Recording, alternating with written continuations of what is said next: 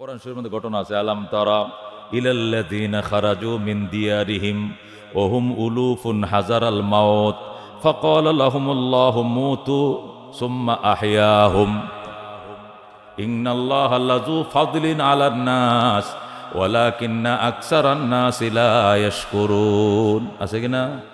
আল্লাহ নবী হিজকিল আলাইহিস সালাম দোয়া করলেন, আল্লাহ এরা আমার উম্মত, এরা আপনার বিষয়টা বুঝতে পারে নাই, খেয়াল করে নাই, ভুল করে ফেলেছে। আল্লাহ এদের জীবনে কি বিবাহ করার স্বাদ ছিল না? সংসার করার স্বাদ কি ছিল না? সন্তানের বাবা মা হবে এই স্বাদ কি তাদের ছিল না? সব কিছু ছিল। আল্লাহ আজকে সব ধূলিসাৎ হয়ে গেছে, তোমার দরবারে ফরিয়াদ। আল্লাহ অবুজ যুবকদেরকে তুমি আবার জীবন দিয়া দাও। আল্লাহ নবী হিজকিল আলাইহিস সালাম এমন দোয়া করলেন, নবীদেরকে তো আল্লাহ খালি হাত ফেরত দেয় না। মুসার দোয়ায় কত মৃত বনি ইসরাঈলকে আল্লাহ জিন্দা করছে। হিজকিলের দোয়ায় এই যুবকদেরকে আল্লাহ জিন্দা করে ফেললেন। যেরকম সুবহানাল্লাহ। সুম্মা আহইয়াহুম, কোরআনে বলতেছে অতঃপর আল্লাহ এদেরকে জিন্দা করলেন। সিস্টেমটা কি এটা বলেন নাই, হাদিসে আছে। আল্লাহ নবী বলেন, আল্লাহ তাআলা হযরত হিজকিলকে বলেন, আপনি যান, যায়া বলেন কুমু বিইজনিল্লাহ, তোমরা আল্লাহ নামে দাঁড়িয়ে যাও। তুমি কথাটা বলো। হযরত হিজকিল আলাইহিস সালাম বলেন কুমু বিইজনিল্লাহ, আল্লাহর নামে দাঁড়িয়ে যাও। সবাই দাঁড়িয়ে গেছে।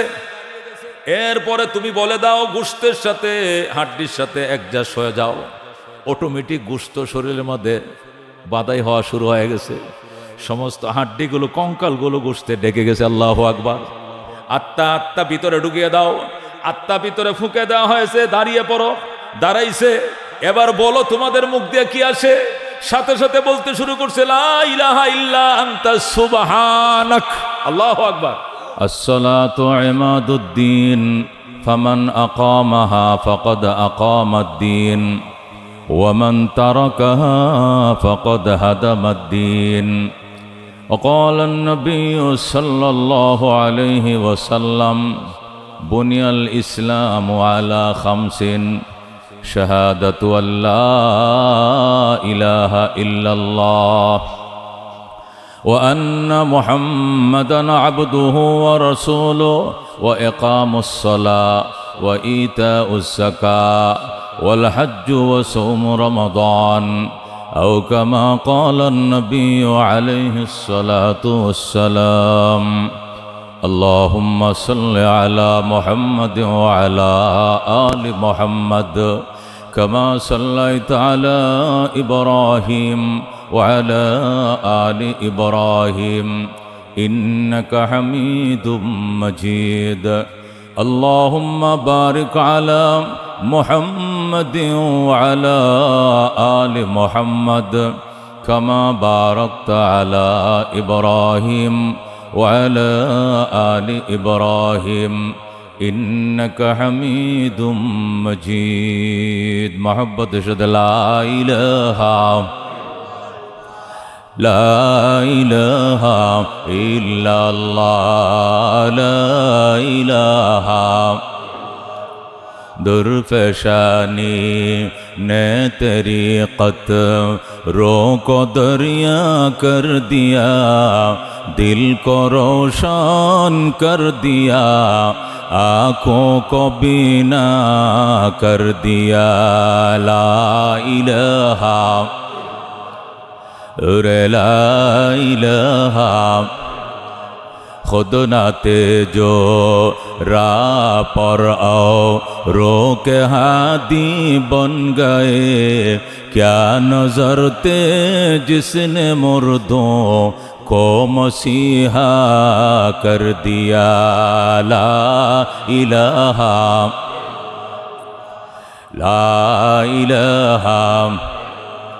माल दौलत तन पुरुष तारा हलाल मन फनाए मुल्क मौलाए जुल जलाल ला इलाहा इल्लल्लाह ला इलाहा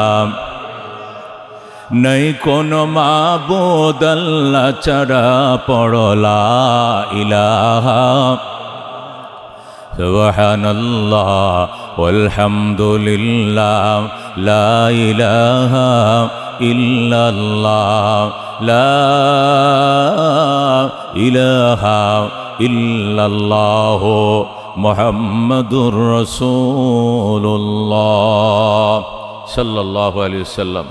মুআজ্জাজ মুকাররম মুসল্লিয়ান কিরাম, আল্লাহ রাব্বুল আলামিনের দরবারে অসংখ্য শুকরিয়া, বাঁচিয়ে রেখেছেন, সুস্থ রেখেছেন।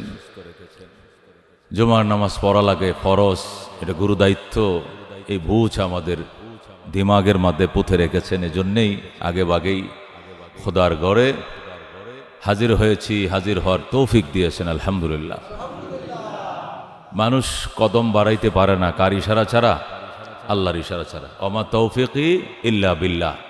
আমার কিছুই করার ছিল না, যা করেছি, যা হয়েছে কার ইশারায়? আল্লাহর ইশারা। আল্লাহর ইশারা ছাড়া কিছু হয়? কোনো কিছু হয় না। গাছের পাতাও নড়ে না। গভীর পানির নিচে কোনো একটা মাছ, সে তার আদার খুঁজে পায় না যতক্ষণ রব তার মুখের দুয়ারে আদার পৌঁছায় না দেয়। যেরকম সুবহানাল্লাহ। এই জন্য আল্লাহ দরবারে সবসময় শুকরিয়া আদায় করবো। ফিতনা ফাসাদের জামানায় সুস্থ আছি, আল্লাহ ভালো রাখছেন, টেনশন মুক্ত রেখেছেন, দিমাগকে ফারেক রেখেছেন, এবং তার বিধিবিধান পালন করা যে গুরু দায়িত্ব, এই বুঝ আমাদের হৃদয়ের মধ্যে রেখেছেন। এই তো বড় জিনিস। মাই ইউরিদিল্লাহু বিহি খায়রা ইউফাক্কিহু ফিদ্দিন। আল্লাহর হাবিব বলেন, আল্লাহ যার কল্যাণ চান তাকে দিনের বুঝ দান করেন। যেরকম সুবহানাল্লাহ। দিনের বুঝ এটা অত্যন্ত দামি জিনিস। দিনের বুঝ দামি জিনিস। মানুষের যখন দিনের বুঝ থাকে, দিন সম্পর্কে তার বুঝ থাকে, তখন তার কাছে দিনের দাম নিজের চেয়ে বেশি থাকে, ঠিক কিনা? জীবনের চেয়ে বেশি থাকে। স্ত্রী পুত্র থেকে, নিজের জীবনের থেকে, নিজের স্থাবর অস্থাবর সকল সম্পত্তির থেকে দিনের দাম মানুষের কাছে বেশি, কারণ দিন হলো সবচেয়ে বড় সম্পদ। মানুষ দিনের কদর বুঝে না, এই জন্য দুনিয়ার কদর বুঝে দুনিয়াকে কামানোর জন্য, দুনিয়াকে জমানোর জন্য সে ব্যস্ত। কিন্তু মানুষ যদি জানতো যে দিনের মধ্যে দাম বেশি, দিনদারিয়তের মধ্যে দাম বেশি, তাহলে সে দিন কামাইতো, দিন কামাইতো। দিনদারির ভিতর দাম বেশি, সে যদি বুঝতো তাহলে দিনদারিতার জন্য সে পাগল হয়ে যেত। কিন্তু সেই বুঝ আমাদের নাই। আমরা মনে করি দিনদারিয়ত হলো পার্ট টাইম, দুনিয়া হলো ফুল টাইম, দিনদারিয়ত হলো পার্ট টাইম। কিন্তু ইসলাম বলছে দিনদারিয়ত হলো ফুল টাইম, দুনিয়া হলো পার্ট টাইম। যেরকম আল্লাহু আকবার। দিনদারিয়ত ফুল টাইম আর দুনিয়া হলো পার্ট টাইম। দুনিয়া হলো জরুরত, আর জরুরত তাতাকাদ্দারু বিকদরি জরুরা। জরুরত অত সময়ের জন্য থাকবে যতক্ষণ জরুরত মিট হয়ে যায়। জরুরত মিট হয়ে যাবে, জরুরত শেষ। জরুরত এক জিনিস, আর এমনি স্বাভাবিক আরেক জিনিস। পেটে কামড় দিছে, বাথরুমে যাওয়া জরুরত। যখন জরুরত শেষ হবে, আস্তে করে বের হয়ে চলে আসবে। একটা মিনিটও বাথরুমে বেশি সময় সে কাটাবে না। কি লেগে? আমার কামড় দিছে তল পেটে, আমি বাথরুমে গেছি, আমার জরুরত শেষ, আমি বেরিয়ে চলে আসবো। এরপরে আমাকে এক মিনিট কেউ না বাইন্দেও রাখতে পারবে না, আমি অবশ্যই বেরিয়ে চলে আসবো। আমার জরুরত মিট হয়ে গেছে। কথা কোন ঠিক কিনা? দুনিয়াও আমার চলার জন্য, দুনিয়া আমার জরুরত। যেহেতু আমি বাজারে গেলে আমাকে কেউ ফ্রি তরি তরকারি দিবে না, মাছ তরকারি গোস ফ্রি দিবে না, কিছু টাকা পয়সা আমাকে ইনকাম করতে হবে। এই জন্য জরুরত আছে দুনিয়া, এই জন্য আমাকে দুনিয়া কামাই করতে হবে। কিন্তু আল্লাহু আকবার, এটা আমার হৃদয়ে, আমার একবারে গহীনে, আমার মেধার ভিতরে, আমার মাইন্ডে ঢুকিয়ে দিয়ে এটাকে আমার জীবনের একমাত্র উদ্দেশ্য বানানো যাবে না। উদ্দেশ্য দিন, দুনিয়া হলো জরুরত। মাকসাদ হলো দিন, জরুরত হলো দুনিয়া। দিন হইল মাকসাদ। আল্লাহ আমাকে পাঠাইছেন দুনিয়াতে তার গোলামি করার জন্য। মা খালাকতুল জিন্না ওয়াল ইনসা ইল্লা লিয়াবুদুন। আল্লাহ বলেন, মানব এবং দানব আমি একমাত্র আমার দাসত্বের জন্য, গোলামের জন্য বানাইছি। যেরকম সুবহানাল্লাহ। তা মানুষ দুনিয়াতে জন্ম নেওয়া, মানুষকে আল্লাহ দুনিয়াতে প্রেরণ করার মাকসাদ হলো, উদ্দেশ্য হলো তার গোলামি। গোলামির বাহিরে যেগুলো আমরা করি, 24 ঘন্টার থেকে আমরা 8 ঘন্টা অফিসের জন্য যেটা নিছি, এটা জরুরতের জন্য নিছি। 24 ঘন্টার জন্য আমি রিক্সা চালানোর জন্য যে সময়টা নিছি, ব্যবসার জন্য যে সময় নিয়েছি, অথবা অফিস আদালতে অন্যান্য ডিউটি কর্মসূচি পালনের জন্য যে সময় আমি নিয়েছি, এটা জরুরতের জন্য নিয়েছি। এটা আমার মাকসাদ নয়। মাকসাদ হলো দিন। মাকসাদ হলো দিন। আমাকে দিন নিয়ে কবরে যেতে হবে। দিন সম্পর্কে আমার কবরে জিজ্ঞাসা করা হবে। দিনদারিয়তের কারণে আমাকে পুরস্কৃত করা হবে। দুনিয়া নিয়ে কবরে জিজ্ঞাসা করা হবে না যে কয়টা বাড়ি ঢাকা শহরে রেখে আসছো, কয়টা ছেলে মেয়ে দুনিয়াতে রেখে আসছো, কয়টা পোস্ট এবং পদবীর মালিক ছিলা, জব দাও। এইগুলো নিয়ে জিজ্ঞাসা করা হবে না। জিজ্ঞাসা করো আমার রাব্বুকা, রবরে চিনে আসছুনি, এখানে রবকে চিনে রবের গর্তে ঢুকছুনি, বলো তোমার রবের পরিচয়। আমার দিনুকা, তোমার দিনদারিয়ত যেটা তোমার মাকসাদ ছিল, দিন চিনে আসছো নি কবরে, দিন সম্পর্কে বলো তোমার ধর্মের নাম কি, আমার নবী উকা, তোমার নবীর নাম কি, চিনে এসছো নি নবী, বুঝে এসছো নি নবী, এই সম্পর্কে জিজ্ঞাসা করা হবে। আরব দেশে খাইবর যখন ফাতে হলো, খাইবর একটা বিরাট বড় এলাকা, যখন যুদ্ধের মধ্যে সাহাবায়ে কেরাম নিয়ন্ত্রণে আনলেন, তো খাইবর হলো পুরো আরবের মধ্যে সবচেয়ে খেজুর উৎপাদনের একবারে উর্বর ভূমি, সবচেয়ে খেজুর উৎপাদন হয়, দামি দামি খেজুর, মরিয়ম, আম্বর, আজুয়া, দামি দামি খেজুরগুলো কোথায় হয়? খাইবরে হয়। এই পুরা খাইবরটা ছিল ইহুদিদের নিয়ন্ত্রণে। কাদের নিয়ন্ত্রণে? ইহুদিদের নিয়ন্ত্রণে। খাইবরের যুদ্ধটাই হয়েছে ইহুদিদের বিরুদ্ধে। হযরত আলী রাদিয়াল্লাহু তাআলা আনহুর নেতৃত্বে 1450 জন সাহাবী যারা সুলহ হুদায়বিয়া অংশগ্রহণ করেছিলেন, এদেরকে আল্লাহর হাবিব পাঠিয়েছিলেন, ওরা বিজয় নিশান উড়াইয়া মদিনায় ফিরছে। যেরকম সুবহানাল্লাহ। আল্লাহর হাবিব এত খুশি হয়েছেন খাইবরের যুদ্ধে বিজয় আনার পরে, নবীজি এত খুশি হয়েছেন, অন্য যে কোনো যুদ্ধে মাল সামানা যেগুলো মুজাহিদরা পাইতো, এই অস্তাবর জিনিসগুলো বন্টন করে দিতেন, কিন্তু খাইবর এত খুশি হয়েছেন যে খাইবরের স্থাবর অস্তাবর সবকিছুই মুজাহিদদেরকে বন্টন করে দিয়েছে। মানে খাইবরের জমি সুদ্ধা, অথচ যেখানে জমি আসে মুসলমানদের নিয়ন্ত্রণে, জমিগুলো বাইতুল মালে থাকে, সরকারি কোষাগারে থাকে, কিন্তু খাইবরের জমিনও মুজাহিদদেরকে বন্টন করে দিলেন। সুবহানাল্লাহ। মানে স্থাবর অস্থাবর যত জিনিস পাইছে মুজাহিদরা সব তাদেরকে বন্টন করে দিলেন। এখন যখন খাইবরের জমিগুলো সাহাবায়ে কেরাম ভাগ পাইলেন, এখন দেখলেন আরে আল্লাহ, খাইবরের জমিনের এত উর্বর আর এত খেজুর এখানে ফলায়। তো আল্লাহর হাবিব সাল্লাল্লাহু আলাইহি সাল্লাম একদিন খাইবরবাসীদেরকে জিজ্ঞাসা করলেন, ভাই ইহুদিরা, তোমরা কি করবে? তোমাদের জমি, তোমাদের ভূমি, তোমাদের স্থাবর অস্থাবর সব সম্পদ তো আমি সাহাবীদেরকে বন্টন করে দিয়েছি, তোমরা তো আইনত এই দেশে থাকার অধিকার রাখো না। ওনারা বললেন, ইয়া রাসূলুল্লাহ, আমরা যে এত এত ফসল এখানে উৎপাদন করি, এই নিয়মও আপনার সাহাবীরা জানবে না, উৎপাদনও করতে পারবে না, সুতরাং আমাদেরকে এখানে কামলা হিসাবে, কাজের লোক হিসাবে, শ্রমিক হিসাবে এই দেশে একটু থাকতে দেন, আমরা রিফুজির মতো থাকবো, ফসল উৎপাদন করাই দেব, উৎপাদন হওয়ার পরে অর্ধেক বা 3 ভাগের 1 ভাগ আমাদেরকে দিন, আমরা যাতে খেয়ে বাঁচি, বাল বাচ্চা নিয়ে, আর বাকিগুলো আপনারা নিয়ে যায়, আমাদেরকে থাকতে দেন। আল্লাহ হাবিব সাল্লাল্লাহু আলাইহি সাল্লাম বললেন, ঠিক আছে, থাকতে দিলাম এতদিন, পরবর্তী নির্দেশ আসতে দেরি হবে যতদিন, মানে পরবর্তী নির্দেশ আর আগ পর্যন্ত এখানে থাকার অধিকার রাখো, পরবর্তী কোনো নির্দেশ যদি আসে এখান থেকে উচ্ছেদের, তাহলে তোমাদেরকে মদিনা থেকে উচ্ছেদ করে দেওয়া হবে। ওনারা এটা মেনেই থাকতে শুরু করলো। হাই রে, আল্লাহর হাবিব বলেন, মক্কায় বা মদিনায় এইভাবে ফসল উৎপাদন দেখি না, তোমরা এইভাবে এখানে এত ফসল কিভাবে উৎপাদন করো? তো ইহুদিরা সাক্ষাৎকার দিতেছে, কয়, ইয়া রাসূলুল্লাহ, পৃথিবীর যে কোনো জিনিসের মিলন ছাড়া যেরকম বাচ্চা হয় না, খেজুরও মিলন ছাড়া বাচ্চা হয়। তা আমরা খেজুর গাছকে মিলন ঘটাই, এই জন্য আমাদের হাতে খেজুরে ফলন দেয় বেশি। সুবহানাল্লাহ। আল্লাহ নবী বললেন, এটা কেমন কথা? গাছে গাছে আবার মিলন হয় কেমন? একটা পিপিলিকেও তো মিলন ছাড়া বাচ্চা দিবে না, একটা তেলাপোকাও তো মিলন ছাড়া বাচ্চা দিবে না, একটা ব্যাঙও তো মিলন ছাড়া বাচ্চা হবে না, একটা সাপও তো মিলন ছাড়া বাচ্চা দিবে না, মানুষ মিলন ছাড়া বাচ্চা দেয় না, একটা চোরই তো মিলন ছাড়া বাচ্চা দেয় না, গাছ কি বাচ্চা দেয় নাকি? আপনারা মিলন ঘটান না, এই জন্য আপনারা ওইভাবে ওইরকম ফল ফসল আপনারা পান না, আমরা মিলন ঘটাই। আল্লাহর অবাক হয়ে, বলো কি গাছে আবার মিলন হয়? কেমনে?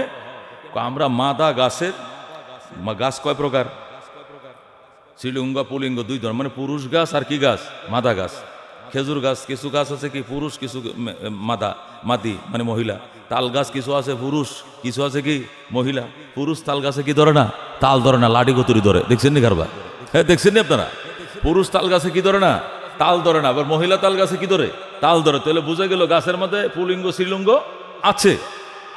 এখানেও খেজুর গাছের মধ্যে এরকম আছে। এই জন্য আমরা পুরুষ গাছের সাথে মহিলা গাছের আমরা মিলন ঘটাই, এই কারণে ফলন হয় বেশি, প্রচুর খেজুর উৎপাদন হয়, যেটা আরবে অন্য কোনো জাতি দেখাইতে পারে না, আমরা ইহুদিরা দেখাইছি।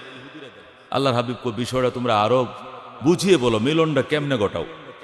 তখন ওরা বলল যে আমরা পুরুষ গাছের গোড়া, যে খেজুর গাছেরটা দেহ আছে না, বডি আছে না, এই বডির যে গোড়ায় আমরা করি কি, একটু গর্ত করে গাছের যে বডির থেকে গোশত, যে ওই যে গাছের যে গোশতটা আর কি, এখান থেকে গর্ত করে এখান থেকে কিছু মাংস বের করে ফেলি, 4 কোনা করে কেটে এখান থেকে একটা চাকা বের করে ফেলি।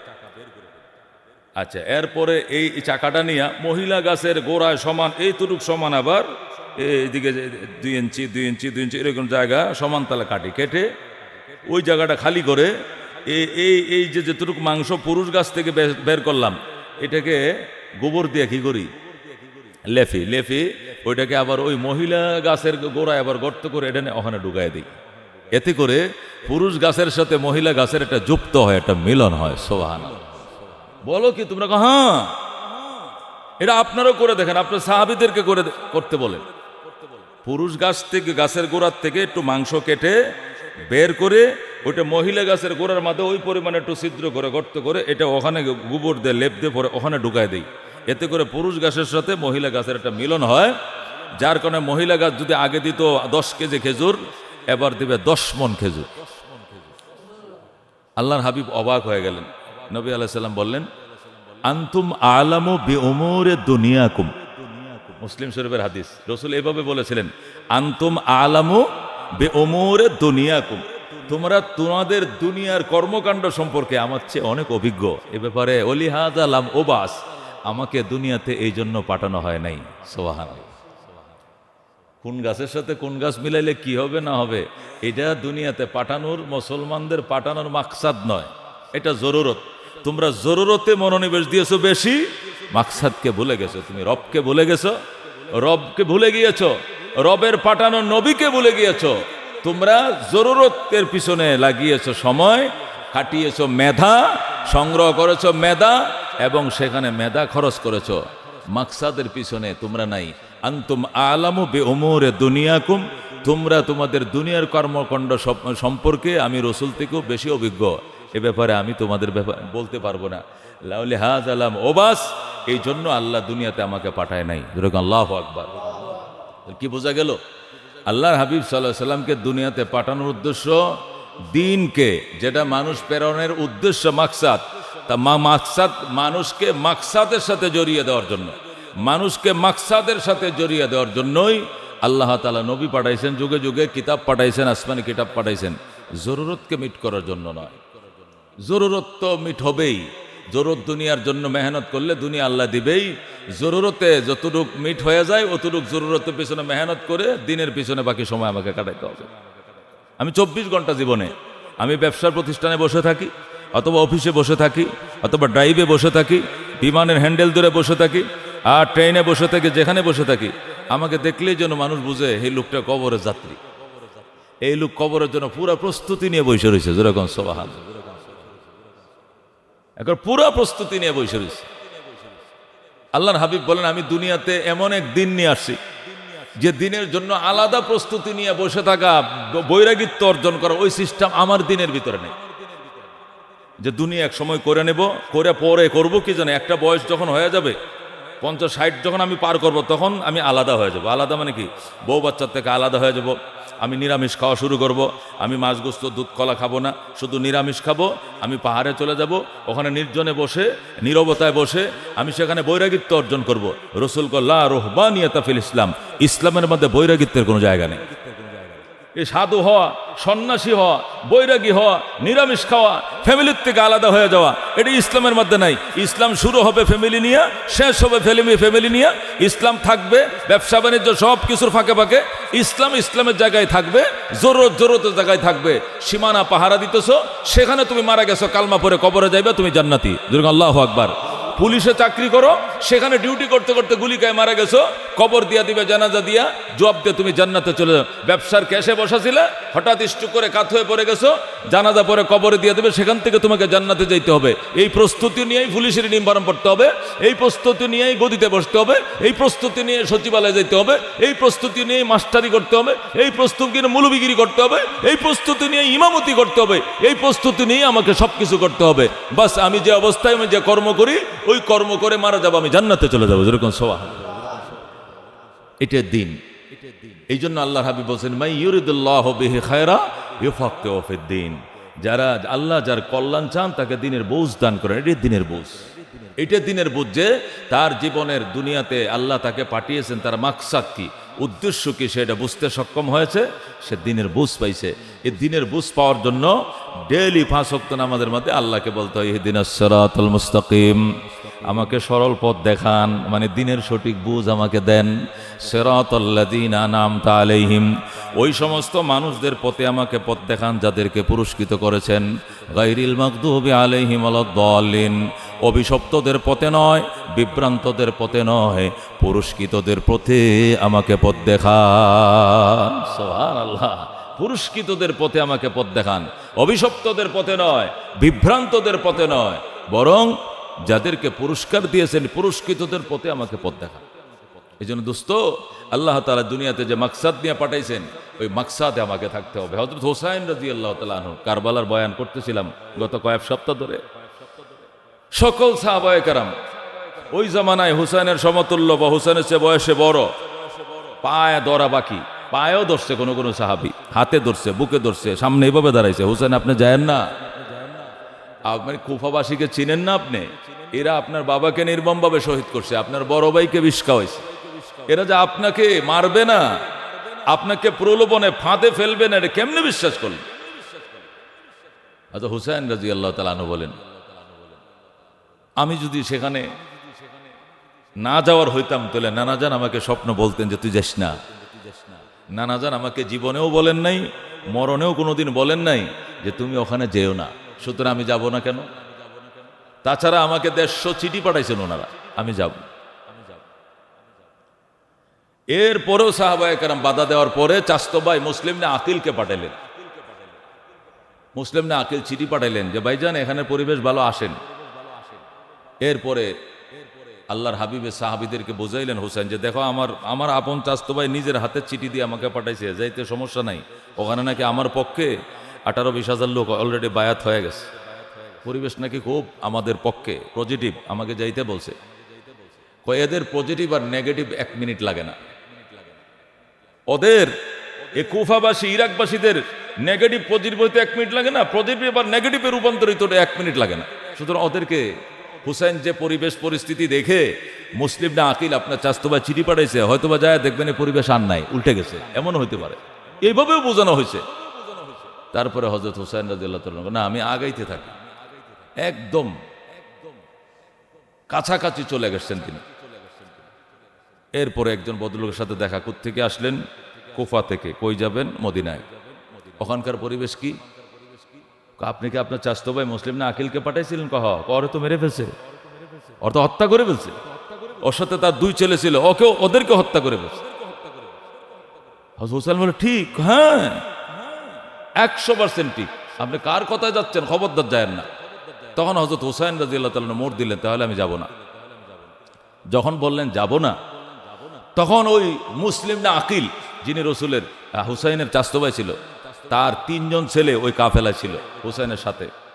ওরা বলতেছে আমার বাবাকে আপনি আগে পাঠান নাই, আমার 2টা ভাই যায় নাই, এরা 3 জন শহীদ হয় নাই, তো এদের রক্তের প্রতিশোধ নেব না, এখন আপনি ফিরে যাবেন কেন রাস্তার থেকে? আমরা এখনো 3 ভাই আছি, আমার বাবার 5 ছেলে। কয় ছেলে? 2 ছেলে বাবার সাথে যায় শহীদ হয়েছে। কোথায়?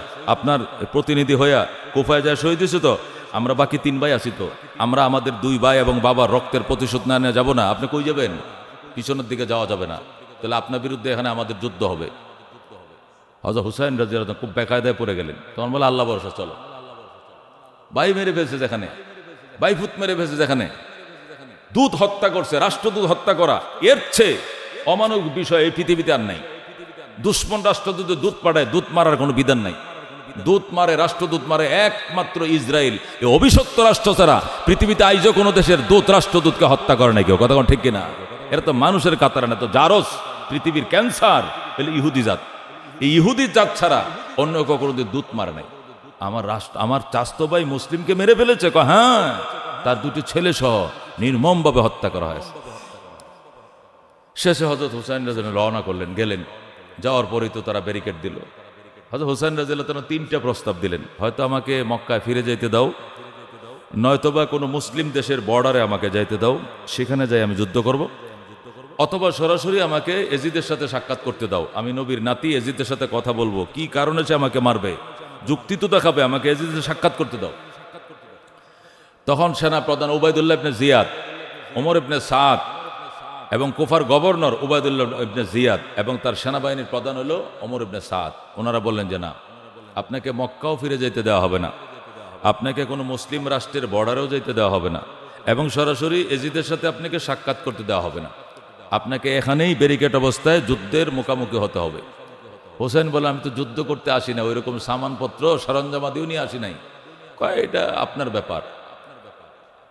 হযরত হুসাইন রাদিয়াল্লাহু তাআলা বললেন যে ওই যে একটা বস্তি এলাকা দেখা যায়, আমি ওখানে যাই তাবু গাড়ি, একটু পানি টানির প্রয়োজন হলে এলাকার থেকে একটু পানি আনতে পারি। কয় যে না।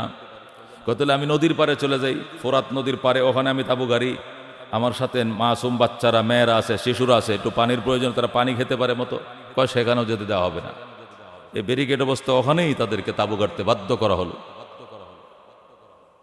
আল্লাহ হযরত হুসাইন রাদিয়াল্লাহু বড় ছেলে হযরতে আলী আকবর, উনি আরো 5-6 জন সাথী সাথে নিয়ে, ঢাল তরবারি নিয়ে জোরপূর্বক শক্তি প্রয়োগ করে 20 কলসি পানি আনলেন যায় ফোরাত থেকে। পরিস্থিতি বেসামাল। পরে পানির জন্য সাথীরা মারা যাবে, একটু পানি রিজার্ভ করি। 20 মশক, মশক মানে চামড়া দিয়ে কলসির মতো বানায়, এই মশক ভরে 20 মশক পানি রিজার্ভ করলেন। এরপর যুদ্ধ শুরু হলেন। হুসাইন রাদিয়াল্লাহু তাআলা 3টে ছেলে, আলী আসগর, আলী আকবর, জয়নাল আবদিন এবং তার মেয়ে সাকিনা, তার ফ্যামিলির 3 জন, 4 জন, উনি নিজে 5 জন স্ত্রী সহ ছিলেন। সর্বমোট সদস্য ছিল 82 জন, 12 জন মহিলা আর 70 জন ছিল পুরুষ। তার মধ্যে প্রাপ্তবয়স্ক সংখ্যা ছিল এই 12-13 জন, বাকিরা বেশিরভাগই ছোট শিশু ছিল। প্রত্যেকটা সদস্য যুদ্ধ করেছে এবং এক একজন সদস্য অগণিত কাফেরদেরকে হত্যা করেছে। আল্লাহু আকবার। সর্বশেষ হযরত হুসাইন রাদিয়াল্লাহু তাআলা আনহু বক্তৃতা দিলেন আর বললেন, আমাকে ব্যারিকেড দিয়া এমন মানুষও এখানে দাঁড়িয়ে থাকতে দেখছি যাদের বাবারা আমার নানার জুতা সোজা করার জন্য লাইনে দাঁড়ায় থাকত, যাদের বাবারা আমার নানা ভাইয়ের জুতা সোজা করে দুনিয়াতে থেকে জান্নাতের সুসংবাদ পাইছে, এমন লোকও এখানে দেখতেছি। তোমরা কাকে হত্যা করার জন্য দাঁড়িয়ে রয়েছ? আমার এই দেহটা পুরাটা আমার নানা ভাইয়ের সাথে সম্পূর্ণ মিল। আমার শরীরের মধ্যে এমন 1 ইঞ্চি জায়গা নেই যেখানে আমার নানা ভাই আমাকে চুমু খায় নাই। নানার চুমু খাওয়া জায়গার মধ্যে অস্ত্র দিয়ে আঘাত করবে, আল্লাহর দরবারে কি জবাব দিবে, আমার নানা ভাইয়ের সামনে কেমনে দাঁড়াবে হাসরের ময়দানে? একদম ভাঙ্গা হৃদয় নিয়ে হযরত হুসাইন ভাষণ দিলেন। বেঈমানরা বলল, সবই ঠিক আছে, আপনি আল্লাহ নবীর কলিজার টুকরা, দৌহিত্র, এটা আমরা মানি, ফাতেমার ছেলে, আলীর ছেলে মানি, আপনার জান্নাতের যুবকদের সর্দার, সবই মানি, কিন্তু আজকে আপনার সাথে যুদ্ধ ছাড়া অন্য কোনো কথা চলবে না। শেষ কথা একটা, তারা যুদ্ধ করবে। শেষ পর্যন্ত হযরত হুসাইন রাদিয়াল্লাহু তাআলা আনহু যুদ্ধের জন্যই মত্ত হলেন। যুদ্ধ করতে করতে অসংখ্য অগণিত বেঈমানকে জাহান্নামে পাঠিয়ে দিলেন। সর্বশেষ পানির তৃষ্ণা সইতে না পেরে নিজে অস্ত্র নেয়া তাক করে নদীর দিকে রওনা করলেন যে একটু পানি পান না করলে আর বাঁচবো না। পানি পান করার জন্য যে মাথা নিচু করে মশক বড়তে শুরু করলেন, সেখানে এক বেঈমানে আঘাত করছে, কপালের মধ্যে তীর ঢুকে পড়ছে। এভাবে করতেছে, নিচু করছে, ওদিক থেকে নিচ দেখো, এই দিক দিয়ে তীর ঢুকে মগজের পিছন দিয়ে বের হয়ে গেছে। এই যে হযরত হুসাইন কাবু হয়ে গেলেন।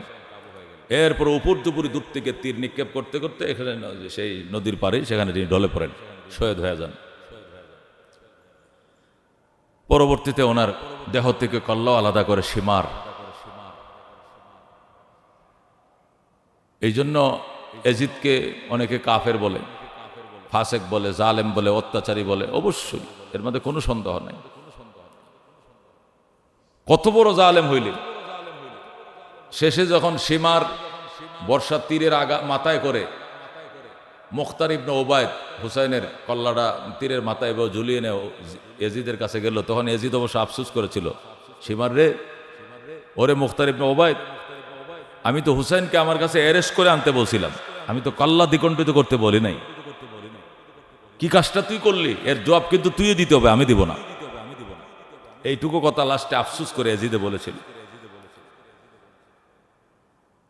দোস্ত, মওত এমন এক জিনিস, ইজা জা আজালুহা লা ইস্তাখিরুনা সাআতাও ওয়া লা ইস্তাকদিমুন।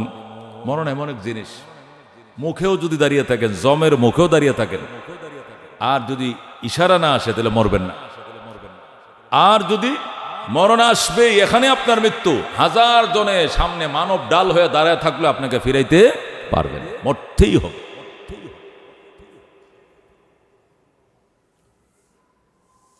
আল্লাহু আকবার। বনি ইসরায়েলের একটা এলাকায় হযরত হিজকিল রাদিয়াল্লাহু তাআলা উনি আল্লাহর নবী মূসা আলাইহিস সালামের পরে। হযরত হিজকিল মূসা আলাইহিস সালাম নবী মারা যাওয়ার পরে হযরত শমবিল আলাইহিস সালাম নবী হলেন। হযরত শমবিলের ইন্তেকালের পরে হযরত হিজকিল নবী হলেন। হযরত হিজকিল আলাইহিস সালাম যখন আল্লাহর নবী, তখন বনি ইসরায়েলের উপরে মহামারী আসে, বিশাল মহামারী। আমাদের দেশে যেরকম করোনা, এরকম করোনার মতো বিশাল একটা মহামারী বনি ইসরায়েলে হঠাৎ করে ছেয়ে পড়ে। মহামারী তাণ্ডবে মানুষ লন্ডভন্ড, হাজার হাজার মানুষ মারা যাইতেছে। তো বনি ইসরায়েলের একদল যুবক 10,000, কয় হাজার, কোরআন শরীফের মধ্যে ঘটনা আছে, আলাম তারা ইলাল্লাযীনা খারাজু মিন দিয়ারিহিম ওয়া হুম উলুফুন হাজারাল মাউত ফাকালা লাহুমুল্লাহু মুতু সুম্মা আহইয়াহুম ইন্নাল্লাহা লাযু ফাদলিন আলান নাস ওয়ালাকিন্না আকসারান নাসি লা ইয়াশকুরুন। আছে কিনা? আবার সরজি গেলাম, আছে কোরআন শরীফের মধ্যে। 10,000 যুবক চিন্তা করলো, এই এলাকার মধ্যে যেভাবে মহামারীটা আইছে, শাহজাহানপুর এলাকায় এনে থাকলে রক্ষা নাই। গাজীপুরের ওই যে ন্যাশনাল পার্ক আছে না, ওইটার ভিতরে অক্সিজেনও ভালো আছে, জঙ্গলের মাঝখানে যাবো আমরা, যাই সেখানে তাবু গেড়ে থাকতে থাকবো। থাকতে থাকতে যখন শুনবো মোবাইল করে যোগাযোগ করে যে শাহজাহানপুর থেকে কি গেছে, মহামারী গেছে, তখন আমরা ফিরে আসবো, এছাড়া ওই এলাকা ফিরবো না। এমন একটা সিদ্ধান্ত ধরেন। যে এলাকার মধ্যে মহামারী দেখা দিল, সেখান থেকে 10,000 ছেলে, কয় হাজার, বাবা, বৃদ্ধ বাবা মা অসুস্থ, মহামারীতে আক্রান্ত। তখনের মহামারীতে তো কলেরা, বসন্ত এই জাতীয় ছিল বেশিরভাগ, ফোড়া, বিষফোড়া, পাতলা পায়খানা, যেগুলো এইগুলো ছিল মহামারী ওই সময় বেশি, প্লেগ গুলো ছিল আর কি। তো এই জাতীয় একটা প্লেগ অবস্থাতে 10,000 যুবক, কোরআনের ঘটনা বলতেছি, চলে গেল কোথায়? তোরা এখান থেকে চলে এসে গাজীপুরে, দুই পাহাড়ের মাঝখানে, এদিকে বড় পাহাড়, এদিকে পাহাড়, সবুজ শ্যামলে ভরা এবং ছায়া নিচে তারা তাবু গেড়ে থাকতে শুরু করলো। যেখানে মহামারীর ছোঁয়া পৌঁছায় নাই, তারা সেখানে চলে গেল। আল্লাহ তাআলার কাছে এটা পছন্দ হয় নাই। আল্লাহ তাআলা বললেন, বনি ইসরায়েল, তোরা কি মনে করস যে হায়াত মত তোদের কাছে, যে তোরা সেফ হইলে সেফ হয়ে যাবি? সেফ করার দায়িত্ব তো আমার, তোদের নয়। আল্লাহু আকবার। সেফ করার দায়িত্ব কে? আল্লাহর। এটা তো মানুষের নয়। তো তোরা ওখানে চলে গেলি, তোর বৃদ্ধ মা সে পাতলা পাখানা করতেছে, তারে স্যালাইন খাওয়াবে কে? তোর বাবা ইন্তেকাল করছে, লাশ ধোয়াবে কে? গোসল করাবে কে? কবর দিবে কে? বাঁশ কাটবে কে? এই মানুষগুলোকে বিছানায় শুয়ে রেখে তোরা তাগরা যুবক দৌড়ে চলে গেলে গাজীপুর, দাঁড়া। আল্লাহ তাআলা 2 ফেরেশতা পাঠাইলেন। 2 ফেরেশতা যায় 2 পাহাড়ে বসছে, একটা ওই পাশের পাহাড় আর ওই পাশের পাহাড়ে। পাহাড়ে বসে কানে ধরে সয়হা, সয়হা মানে বিকট চিৎকার, এমন জোরে চিৎকার দিছে 2 ফেরেশতা। এই চিৎকারের সাথে 10,000 মানুষের গুদ্দা ফাইটিয়া, কানের হাড়ি হুড়ি ফাইটিয়া স্পট ডেড, সবটি মারা গেছে। আল্লাহু আকবার। ফামাতু, সব মারা গেছে। আল্লাহর কোরআন ডাইরেক্ট বলতেছে সেখান থেকে, এই 10,000 লোক সব মারা গেছে। মারা যাওয়ার পরে তো শুধু লাশ আর লাশ, আর কিছু নেই, একটা মানুষও বাঁচে নাই, লাশগুলো পড়ে রয়েছে। পার্শ্ববর্তী এলাকার থেকে লোকজন দৌড়ে আছে, ওইদিকে একটা বিরাট শব্দ হয়েছে, শুনলাম বিকট শব্দ, এত বিরাট শব্দ। কারণটা কি? মানুষের কিছু হইচই দেখছিলাম, কিন্তু এখন যে নীরব, এখন যে নিথর, এখন যে নিস্তব্ধ। ঘটনা কি? দেখে আসে। উৎসুক জনতা আশপাশের গ্রাম থেকে, বস্তি থেকে দৌড়ায় এসে দৃশ্য দেখার জন্য। আইসা দেয় শুধু লাশের সারি, একজন লোক জিন্দানে, সব শুধু লাশ স্তূপ পরে আছে। এখন এরা কি করবে? এই লাশগুলো, এতগুলো লাশ দাফন করার জন্য লাশ গঞ্জে গইনা দেখে 10,000, কয় হাজার, 10,000 কবর দেওয়া। এত বাঁশ কই পাবো, এত কাটবো, এত সাফাল কই পাবো, এত কুদাল কই পাবো? এতগুলো লাশ তো দাফন করা আমাদের পক্ষে সম্ভব না। তখন ওরা করছে কি, সবটি লাশ একত্রিত করে খামাল দিছে, মানে স্তূপ দিছে, এক জায়গায় জমা করছে না, টান্না টান্না সবটি একত্রিত করে চায়ের পাশে দেওয়াল তুলে দিছে, পাথর উপরে পাথর, পাথর পাথর দিয়া এটা দেয়ালের মতো করে এই সবটা মিলে একটা কবর বানাই দিছে। 10,000 লাশের কয়টা কবর? এক কবর। বাস, তোরা এখানেই মর। মর তো মরেই গেছে। তো চারপাশে ওয়াল তুলে, দেয়াল তুলে এদেরকে এখানে রেখে দিল। তো রেখে দেওয়ার কারণে 3 মাসের উপরে তো লাশ থাকে না, এটা পোকায় খেয়ে ফেলে, সমস্ত চামড়া গোশত এগুলো সব পোকায় খেয়ে, শুধু কঙ্কালগুলো আছে। কয় হাজার কঙ্কাল? 10,000 কঙ্কাল, সাদা হইয়া কঙ্কালগুলো রয়েছে। আল্লাহর নবী হযরত হিজকিল আলাইহিস সালাম এই ঘটনার মাস তিনেক পরে এই দিক দিয়ে দিনের দাওয়াত দেওয়ার জন্য ওই পাশে একটা গ্রামে যাইতেছে, এই দিক দিয়ে যাচ্ছে, যাওয়ার পথে হঠাৎ করে এদিকে উকি মেরে দেখে যে ব্যাপার কি, হয়তো ওনাকে কেউ বলছে যে এর একটা দুর্ঘটনা, হুজুর দেখে যান। আল্লাহ নবী হিজকিল আলাইহিস সালাম এখানে উকি দিয়ে দেখলেন শুধু কঙ্কাল, লাশের কঙ্কাল, হাজার হাজার কঙ্কাল। পয়গম্বর অবাক হয়ে গেলেন, সাথে সাথে নামাজে দাঁড়াইলেন, দুরাকাত নামাজ পড়ে আল্লাহর দরবারে ফরিয়াদ করলেন, আল্লাহ এখানে কি ঘটনাটা ঘটেছিল আমাকে একটু বলবেন। নবীরা তো দরখাস্ত করলে আল্লাহ ওহির মাধ্যমে সব কি করে জানায় দেয়। আল্লাহ তাআলা হযরত হিজকিলকে বললেন, ও হিজকিল তুমি তো জানো না, পার্শ্ববর্তী এলাকার মধ্যে মহামারী দুর্ভিক্ষ দেখা দিয়েছিল, মরণের ভয়ে আত্মরক্ষার জন্য, যাতে মরে না যায়, মরণ থেকে বাঁচার জন্য তারা এখানে এসেছিল। তাদের বিশ্বাস ছিল ওখানে থাকলে মরবে, এখানে আসবে বাঁচবে। এই জন্য এসে তারা বস্তি স্থাপন করেছিল। আমি দুই ফেরেশতা দিয়ে এমন বিকট শব্দ দিছি, এক শব্দে তারা মারা যায়। এরপরে তাদের এই অবস্থা, এখন দেহ নাই, শুধু কঙ্কালগুলো আছে। অর্থাৎ হিজকিল তো নবী, তো নবীদেরকে তো আল্লাহ মায়া মমতা দিয়ে ভরে দেয়। নবী দোয়া করেন, আল্লাহ হয়তো এরা বুঝতে পারে নাই, হয়তো এরা বুঝে উঠতে পারে নাই, ইয়ং তো, যুবক ছিল তো, রক্ত গরম ছিল তো, হয়তো বুঝতে পারে নাই। 40 নবী বলেন 40-এর আগে কাউকে আল্লাহ নবুয়ত দেয় নাই। 40 হইলে মানুষের বয়স কি হয়, আকল কি হয়, পরিপূর্ণ হয়। আকল পরিপূর্ণ হয়তো 40 বছর লাগে, এর আগে আকল পরিপূর্ণ হয় না। এই জন্য অনেক সময় যুবকরা হুঁসট খায়, বিভিন্ন জায়গায় খায় কিনা, মার খায়, হুঁসট খায়। কেন? ওই তো আশ-শাবাবু জুনুনুন, আমরা আরবিতে বসি আশ-শাবাবু জুনুনুন, যৌবন হলো পাগলামি। জুনুন মানে কি, মাজনুনিয়ত, পাগলামি। যৌবন হলো পাগলামি। এই জন্য যুবক বয়সে আল্লাহ কাউরে নবী বানায় নাই। ঈসা আলাইহিস সালামকে নবুয়ত ঘোষণা করছে যুবক বয়সে, কিন্তু নবুয়ত দিতে ওই বয়স লাগছে। যা হোক, আল্লাহ নবী হিজকিল আলাইহিস সালাম দোয়া করলেন, আল্লাহ এরা আমার উম্মত, এরা আপনার বিষয়টা বুঝতে পারে নাই, খেয়াল করে নাই, ভুল করে ফেলেছে। আল্লাহ এদের জীবনে কি বিবাহ করার স্বাদ ছিল না, সংসার করার স্বাদ কি ছিল না, সন্তানের বাবা মা হবে এই স্বাদ কি তাদের ছিল না, সব কিছু ছিল। আল্লাহ আজকে সব ধূলিসাৎ হয়ে গেছে, তোমার দরবারে ফরিয়াদ, আল্লাহ অবুজ যুবকদেরকে তুমি আবার জীবন দিয়ে দাও। আল্লাহ নবী হিজকিল আলাইহিস সালাম এমন দোয়া করলেন, নবীদেরকে তো আল্লাহ খালি হাত ফেরত দেয় না। মূসার দোয়ায় কত মৃত বনি ইসরাঈলকে আল্লাহ জিন্দা করছে, হিজকিলের দোয়ায় এই যুবকদেরকে আল্লাহ জিন্দা করে ফেললেন। যেরকম সুবহানাল্লাহ। সুম্মা আহইয়াহুম, কোরআনে বলতেছে অতঃপর আল্লাহ এদেরকে জিন্দা করলেন। সিস্টেমটা কি এটা বলেন নাই, হাদিসে আছে। আল্লাহ নবী বলেন, আল্লাহ তাআলা হযরত হিজকিলকে বলেন, আপনি যান, যায়া বলেন কুমু বিইজনিল্লাহ, তোমরা আল্লাহ নামে দাঁড়িয়ে যাও।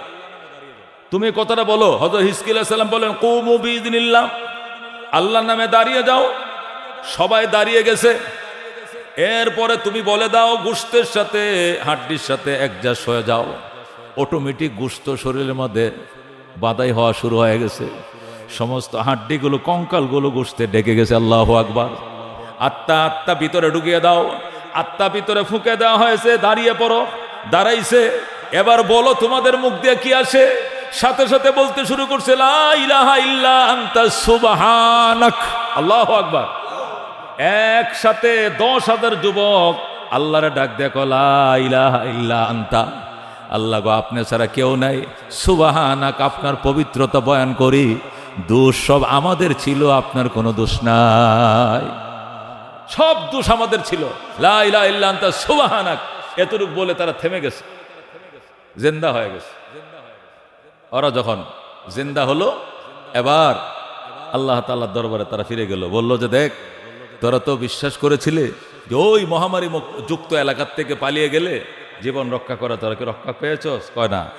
আবার ফিরে যা দেখা তোর বাবা অসুস্থ, সেবা কর, মা অসুস্থ, সেবা কর, এদেরকে যারা মারা গেছে দাফন কাফন কর, সামাজিক কর্মকাণ্ডে জড়িত হ। মৃত্যুর থেকে পলাইলেই বাঁচা যায় না। আজকে বেঁচে গেলে আমার নবী দোয়া করছে দেখে, নাহলে দুনিয়া এখানেই তোদের বাতি নিভিয়ে দিয়েছিলাম। আল্লাহু আকবার। আমাদের নবী বলেন, অতঃপর আল্লাহ তাআলা ইন্নাল্লাহা লাযু ফাদলিন আলান নাস, আল্লাহ অত্যন্ত দয়ালু, করুণার মালিক মানুষের উপরে। হ্যাঁ, আল্লাহ তাআলা পরবর্তী আয়াতের মধ্যে বলছেন ওয়ালাকিন্না আকসারান নাসি লা ইয়াশকুরুন, কিন্তু অধিকাংশ মানুষই কৃতজ্ঞ নয়, কৃতজ্ঞতা আদায় করতে জানে না, কৃতজ্ঞতা প্রকাশ করে না। আল্লাহ তাআলা তাদের উপরে করুণা দেখাইলেন। এই যুবকরা পরে বিয়ে শাদী করছে, এদের করতে বাল বাচ্চা হয়েছে, নাতিপতি হয়েছে, দীর্ঘদিন ছিল, কিন্তু তাদের উপরে মৌতের নিশানা তাদের উপর সবসময় ছিল। এরা যে একবার মারা গেছে, পরে জিন্দা হওয়ার পরে যতদিন এরা বেঁচে ছিল, এরা আরো 100 বছর, 60 বছর, 40 বছর, 30 বছর বেঁচে ছিল দুনিয়াতে। ওই সময়ের মানুষ তো অনেক হায়াত পেত, কিন্তু মৌতের নিশানা তাদের চেহারার মধ্যে ছিল। মানুষটা মারা গেলে চেহারাটা যেরকম একটা ফ্যাকাশে হয়ে যায়, এরা জীবন্ত অবস্থায় কামকাজ করছে, বিয়ে শাদী করছে, অফিস আদালত করছে, কিন্তু চেহারা আমাদের একটা ফ্যাকাশা। এরা ঘুমায় পড়লে মানুষ দেখে মনে করতে লোকটা তো মারা গেছে, কিন্তু ধাক্কা দিয়ে দেখা যায় না জিন্দা, লাভ দিয়ে উঠে গেছে মৌতের। এরা যদি কোনো মনে করেন এই কোনো কালারের জামা পরছে, জামাটা খালি গায়ে দেয়া দিয়া বোতামটা লাগানোর সাথে সাথেই আবার এক কালার ওই কাফনের কাপড়ের মতো হয়ে গেছে। ফাআদা কাল কাফন, ফাআদা কাল কাফন অস্তমাররত আলাইহিম। বাস এরা যদি কোনো ডোরাদার, নকশাদার, কোনো ডিজাইনওয়ালা, সবুজ কাপড়, হলুদ কাপড়, অন্য কোনো কালারের কোনো জামা পরছে, জামাটা শুধু গায়ে দেওয়ার সাথে সাথে আবার সাদা হয়ে গেছে। কেমন? একবারে কাফনের কাপড়ের মতো, সিলাইবিহীন কাপড় যেরকম কাফনের একটা গায়ে দেওয়া হয়, একটা পরিয়ে দেওয়া হয়, এরকম সিলাই কই গেল, কালার কই গেল, ফুল কই গেল, নকশা কই গেল, কিচ্ছু নাই। আবার কি ওই সাদা কাফনের কাপড়ের মতো ওদের গায়ের মধ্যে থাকতো, এইভাবে ঝুলে থাকতো। এইভাবে দীর্ঘদিন তারা বেঁচে ছিল। আল্লাহ তাআলা এদেরকে দিয়া পরবর্তী বনে ইসরায়েল প্রজন্মকে বুঝিয়েছেন এই কথা, মৌত থেকে পলাইলেও পলানো যায় না, আর মৌতের জমের মুখে দাঁড়িয়ে থাকলেও মরণ হয় না। মৌতের মালিক একমাত্র কে? মৃত্যুর মালিক একমাত্র কে? এই জন্য আল্লাহ বলছেন হাফিজু আলাস সালাওয়াত ওয়াস সালাতিল উসতা ওয়া কুমু লিল্লাহি কানিতিন। আমার বান্দা, হাফিজু আলাস সালাওয়াত, নামাজগুলোতে খুব যত্নবান হও, দিনকে মাকসাদ বানাও, দুনিয়াকে জরুরত বানাও, দিনকে মাকসাদ বানাও, আসল মাকসাদ বানাও। আর দিনের আসল মাকসাদ হলো গোলামি। গোলামি। হাফিজু আলাস সালাওয়াত, 5 ওয়াক্ত নামাজে যত্নবান হইও। আজকে মসজিদে মুসল্লির যে অবস্থা, এটি কি সপ্তাহের অন্য কোনো দিন হয়? 2 কাতার, 2.5 কাতার, 2.25 কাতার, 1.5 কাতার, মাঝে মাঝে একামত দৈন্যা মুয়াজ্জিন সাহেব ছুটিতে গেলে ওর একামত দৈন্যা লোক থাকে না, ইমাম সাহেব একলাই নামাজ পড়ে। হয়তো শহরে এটা হয় না, গ্রামে অনেক হয়। কথা কোন ঠিক কিনা? এই আল্লাহর হাবিব সাল্লাল্লাহু আলাইহি সাল্লামের উম্মত যেদিন জোহরের নামাজের মতো ফজরের নামাজেও মুসল্লি হবে, যেদিন জুমার নামাজের মতো আসরের নামাজেও মুসল্লি হবে, ওই দিন ইসলাম দুনিয়াতে কায়েম হবে। এর আগ পর্যন্ত চেষ্টা চালানো যাবে, কিন্তু হয়তো আশাতীত ফল পাওয়াটা মুশকিল হয়ে যাবে। কথা কোন ঠিক কিনা? এই জন্য আল্লাহ বলেন হাফিজু আলাস সালাওয়াত, নামাজ সমূহে যত্নবান হও, ওয়াস সালাতিল উসতা, বিশেষ করে মাঝখানের নামাজ। সকল নামাজে যত্নবান হও, বিশেষ করে মাঝখানের নামাজ। মাঝখানের নামাজ আই হিয়াল আসর। মুফাসসিরিন কেরাম বলেন মাঝখানের নামাজ বলতে আসরের নামাজ। ফজর আর জোহর হলো দিনের নামাজ, মাগরিব আর এশা হলো রাতের নামাজ, আর আসর হলো মাঝখানের নামাজ। এই জন্য এটাকে বলছে ওয়াস সালাতিল উসতা, মাঝের নামাজ। মাঝের মানে ফজর জোহর দিনে প্রহরে, আর মাগরিব এশা হলো রাতে, আর রাত আর দিনের মাঝখান দিয়া বেলা ডুবার আগ দিয়ে যে নামাজটা, এটাকে ওয়াসসালাতুল উসতা বলা হয়েছে। আল্লাহ বলেন সমস্ত নামাজে যত্নবান হও, বিশেষ করে মাঝখানের নামাজ। এই মাঝখানের নামাজ অত্যন্ত দামি নামাজ, এটা হলো আসরের নামাজ। আসরের নামাজকে দামি বলা হয়েছে কেন? এই জন্যই মানুষ এই নামাজে অলসতা করে। কেন? এই টাইমটা ব্যস্ততার টাইম। এটা কিসের টাইম? এটা কি এর টাইম? ব্যস্ততার টাইম। আসরের নামাজের টাইম মানুষ কি ব্যস্ত হয়? গ্রাম দেশে যারা দোকানদারি করে ওই টাইমে কাস্টমার চাপ দেয় বেশি। তাড়াতাড়ি দেন, বেলা ডুববে যেতেছে, তাড়াতাড়ি দেন, চক পারে এবার যেতে দিব, আমার 1 কেজি রসুন দেন, 1/2 কেজি কাঁচামরিচ দেন, আমার একটু লবণ দেন, আমার এই দেন, তো আমার চক পারে যাইতে দিব, সন্দেহ যেতেছে, পরে আমার সুরে ধরবো, রাস্তায় ডাকাইতে ধরবো। বেচাওয়ালা পেছন নিয়ে ব্যস্ত, আর গরু রাখালওয়ালা গরু বাড়িতে কি তাড়াতাড়ি বিল পার হয়ে গরু লয়ে বাজ যায়, গরু সন্ধ্যার আগে নিয়ে গরু নিয়ে বাড়িতে যেতে হবো। ছাগলওয়ালা ছাগল নিয়ে ব্যস্ত, হাঁসমুরুগওয়ালা বাড়িতে বুড়িরা হাঁসমুরুগ টামানো নিয়ে ব্যস্ত, রান্ধন রান্না নিয়ে ব্যস্ত, বাজার করে না বাজার নিয়ে ব্যস্ত। যাদের কোনো কাম নাই এরা ফুটবল নিয়ে ব্যস্ত, না হলে ক্রিকেট নিয়ে ব্যস্ত। দেখবেন 5:30টার পরে 6:30 আগে এটা হলো খেলার টাইম। কি লেগা? রোদের তেজের কারণে দুপুরবেলা কেউ খেলা শুরু করে না, সকালে কেউ খেলে না। খেলে কোন টাইমে? বিকেলবেলায়, যখন রোদের তেজটা কমে আসে 5:30 থেকে 5টা থেকে, মানে আসরের নামাজের পরে মাগরিবের আগে। ওই টাইমে এমন খেলায় মত্ত হয় যুবকরা, এর বাপ মার নাম ভুলে যায়। বাপে ডাকে, এ ফু তেলা বন্ধ কর খেলা, রাইতিও যাইতেছে। ও আচ্ছা। এরপরে বেলা দেখে ডুবে না আসে, তার মানে সে হারায় ফেলে নিজেকে পর্যন্ত। তাহলে অলস মানুষ খেলাধুলায় ব্যস্ত, টাসওয়ালা টাস নিয়ে ব্যস্ত, ফুটবলওয়ালা ফুটবল নিয়ে ব্যস্ত, খেলোয়াড়রা খেলা নিয়ে ব্যস্ত, কৃষকরা কৃষিকাজ নিয়ে ব্যস্ত, মুরগিওয়ালা মুরগি টামানি নিয়ে ব্যস্ত, ব্যবসায়ী ব্যবসা নিয়ে ব্যস্ত। এমন একটা টাইম, অলস টাইম। এই টাইমে ব্যস্ততার কারণে, ব্যস্ততার অজুহাত দেয়া কি করে নামাজ ডেকে মানুষ ছেড়ে দেয়। এই জন্য আল্লাহকে ওয়াসসালাতুল উসতা, বেটা মাঝখানের নামাজের বেলা বেশি যত্নবান হবে, এই টাইমে কিয়ামত অনুষ্ঠিত হবে। আল্লাহু আকবার। হযরতে ইসরাফিল আলাইহিস সালাম আসরের 2 রাকাত নামাজ হওয়ার পরে সিঙ্গার আওয়াজ কানে আসা শুরু হবে। আসরের 2 রাকাত নামাজ পড়ার পরে আত্মায়াতু বসার পরে সিঙ্গার কিরেটা আওয়াজ শোনা যাইতেছে। আওয়াজটা এত বিকট হবে, এত অসহ্যকর হবে যে বাকি 2 রাকাত নামাজ পড়বে নাকি নামাজ তো দৌড় দিবে, মানুষ নিজেকে কন্ট্রোল করতে পারে এরকম অধৈর্য হয়ে যাবে। 2 রাকাত নামাজটা ঠিক মতোই পড়ছে, আব্দুহু রাসূল পড়া পর্যন্ত আত্মায়াতু বসছে, আওয়াজ কানে আসা শুরু হয়েছে। বাকি 2 রাকাত নামাজ পড়বে নাকি থুয়া পলাবে, এমন অসহ্য যন্ত্রণা শুরু হয়ে যাবে। হযরতে ইসলামের কি সিঙ্গার ফুৎকারে বাকি 2 রাকাত নামাজ পড়ার পরে দৌড় দিবে, ওইদিকে যায় দেখবে ওইদিকে সাগর হয়ে গেছে, ওইদিকে দৌড় দিবে নদী হয়ে গেছে, ওইদিকে দৌড়াবে যায় দেখবে খাল হয়ে গেছে, ওইদিকে মাটি দাইবে নিচের দিকে চলে গেছে। মানুষ বলবে আইনাল ফেরার, আইনাল ফেরার, আইনাল ফেরার, আমি কোন দিকে যাব, আমি কোন দিকে পলাবো, আমি তো যাওয়ার জায়গা পাচ্ছি না, পলানোর জায়গা পাচ্ছি না। দিক বিদিক হারিয়ে পাগলের মতো মানুষ দৌড়াবে। আল্লাহ কা ওয়ামা হুম বিসুকারা ওয়ালাকিন্নাল্লাহ আযাবাল্লাহি শাদীদ। এরা মদ খায়া যেরকম নেশা হয়ে মাতাল হইয়া এলোমেলো দৌড়াইতে থাকে, এর চেয়ে আরো এলোমেলো দৌড়াবে। এটা মদের নেশা নয়, এটা গাঁজার নেশা নয়, ওয়ালাকিন্না আযাবাল্লাহি শাদীদ। এটা বিকট ময়দানে মহাশয় একই কিয়ামতের যে কঠিন আযাব, এটা তাকে গ্রাস করে ফেলবে বলে সে দিক দিক হারায় ছুটতে শুরু করবে। এই জন্য আল্লাহ তাআলা বলেন সকল নামাজে যত্নবান হও, বিশেষ করে আসরের নামাজ। যারা আসরের নামাজ কাজা করে না, আসরের নামাজে যত্নবান হয়, কিয়ামতের বিভীষিকা ময়দান যদি সে পেয়ে যায়, ওখানে সব দিশকুল হারাইলেও সে দিশকুল হারাবে না। আল্লাহ তাকে শান্ত থাকার তৌফিক দিবেন, যেরকম সুবহানাল্লাহ। এই জন্য বলছেন হাফিজু আলাস সালাওয়াত ওয়াস সালাতিল উসতা ওয়া কুমু লিল্লাহি কানিতিন। সকল নামাজে যত্নবান হইও, বিশেষ করে মাঝখানের নামাজ। ওয়া কুমু লিল্লাহি কানিতিন, নামাজে যখন দাঁড়াইবা আল্লাহর জন্য নিস্তব্ধ হয়ে দাঁড়াইবা। কানিতিন মানে সাকিতিন, নিস্তব্ধ হয়ে দাঁড়াইবা। এই আয়াতের ব্যাখ্যায় হযরত যায়েদ ইবনে আরকাম রাদিয়াল্লাহু তাআলা আনহু, রাসূলের ফুফাতো ভাই, রাসূলের আত্মীয় হযরত যায়েদ ইবনে আরকাম রাদিয়াল্লাহু তাআলা আনহু বলেন, যখন প্রথম নামাজ ফরজ করা হয়েছে, তখন আমরা নামাজের মধ্যে দাঁড়াইয়া কথা কইতাম, গপ্প করতাম, আলাপ করতাম। এই তুই 1 রাকাত পাইলে না, তখন এসেছিস কি লেগা, ধরে দাঁড়া, তো শরীর ঘাম বন্ধ করে, তো সরে দাঁড়া। এই তুই এত সামনে গেছে, আর পিচ্ছা, এই কি দিয়ে পাত খাইছিস, মুখের মধ্যে গন্ধ করে, মানে গল্প নামাজের দাঁড়াইয়া। নতুন নামাজ ফরজ হয়েছিস তো, নামাজের মাঝে যে কথা বলা যায় না এটা তো জানে না, নামাজে দাঁড়ায় কথা কয়। এই তুই 1 রাকাত ফাইলে না কেন, এই তুই তাড়াহুড়া করে আইসুস কা, তোর শরীরে ঘামাইতেছে, তুই সামনে খিসুস কা, তো পিচ্ছা, বিভিন্ন গল্প নামাজে দাঁড়াই পড়তো। হযরত যায়েদ ইবনে আরকাম বলেন, আল্লাহ নবী সাল্লাল্লাহু আলাইহি ওয়াসাল্লাম একদিন শুনে লাইছেন যে আমরা নামাজে ফিস করে কথা কই, বা নুহিনা আনিল কালাম, আমাদেরকে নিষেধ করলো, খবরদার আর কোনোদিন নামাজে কথা বলবা না। এই আয়াত নাযিল করার পরে আল্লাহ বলেন ওয়াকুমু লিল্লাহি কানিতিন, আল্লাহর সামনে যখন দাঁড়াইবে নিস্তব্ধ হয়ে দাঁড়াবে, নো সাউন্ড, কোনো চাউন চলবে না। এরপরে তুনরে বাও, আর কোনোদিন নামাজের মধ্যে আমরা কথা কই নাই, যেরকম সুবহানাল্লাহ। আল্লাহ বলেন নামাজে যত্নবান হও, বিশেষ করে আসরের নামাজ, বিশেষ করে আসরের নামাজ। কেন? সকল নামাজে জবাব দিতে পারবা, এইটা জবাব দিতে পারবা না। আল্লাহ মুহাদ্দিসিনে কেরাম বলেন, আল্লাহ ফজরের নামাজের কথা কইল নাকি লেগে, ওটা তো ঘুমুত্তুন উঠে পড়া বড় কঠিন, এই কঠিন। রাত 1টা-1:30 বাজে মোবাইল থেকে শুইছি, ফজরের নামাজে আমি কইতে পারি, তো ঘুমের মধ্যে নামাজটা চলে গেছে, তো ওইটার কথা আল্লাহ বললো না কেন? ওইটা আল্লাহর কাছে বলতে পারবো, আল্লাহ ঘুমেছিলাম, ঘুমের তারণে, আল নওমু আকুল মৌত, ঘুম হলো মরণের ভাই, আমি মরে গেছিলাম, এই জন্য তান ভাই নাই, আজান শুনি নাই, কারেন্ট ছিল না, মসজিদে মুয়াজ্জিন সাহেব মুখে আজান দিছে, আমি শুনি নাই, এই জন্য আমি 8টা বাজে ঘুমুত্তুন উঠছি, আল্লাহ মাফ করে দেন।